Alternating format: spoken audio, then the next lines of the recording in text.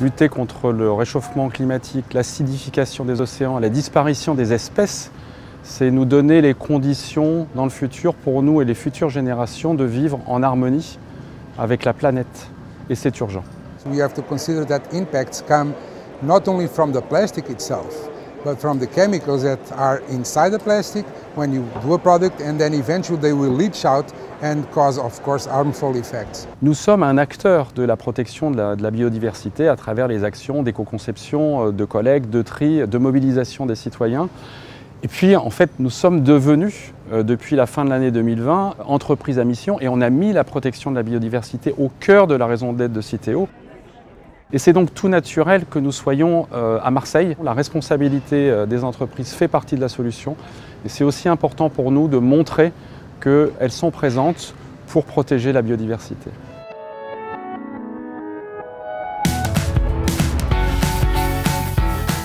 Nous attachons une attention particulière à la réduction de notre impact environnemental au niveau des emballages parce que c'est un facteur prépondérant de l'impact environnemental tout court, en travaillant sur la réduction de notre impact carbone, sur la réduction des emballages quels qu'ils soient et sur l'inscription de ces emballages dans une économie circulaire.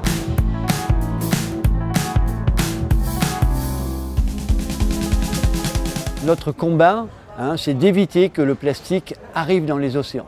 Et pour ça, la première arme que tout le monde peut utiliser, c'est le tri, le recyclage et la réduction. C'est le combat de Citeo, c'est le mien aussi, c'est le mien avec mon ONG. Les engagements de Citeo pour la biodiversité reprennent tous les leviers qui sont les nôtres. Le premier, c'est vis-à-vis des entreprises en matière d'éco-conception, donc de réduction, de développement du réemploi, de ce qu'on appelle Design Against Littering maintenant, c'est-à-dire concevoir les emballages à la fois pour ne pas prendre dans les ressources naturelles, mais aussi pour éviter le déchet sauvage. Le deuxième axe, c'est la mobilisation des territoires, qui est un partenaire naturel autour de ce sujet. On a un rôle à jouer, les villes, les États, les pays, les citoyens. On a une responsabilité. 80% du plastique qu'on retrouve en mer, il est produit à terre.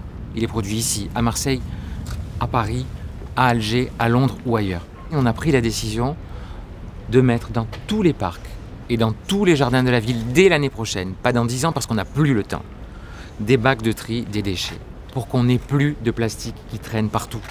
Enfin, avec bien évidemment les citoyens et nos actions de mobilisation, on fait déjà un certain nombre de choses avec Gestes Propres, avec 7e Continent.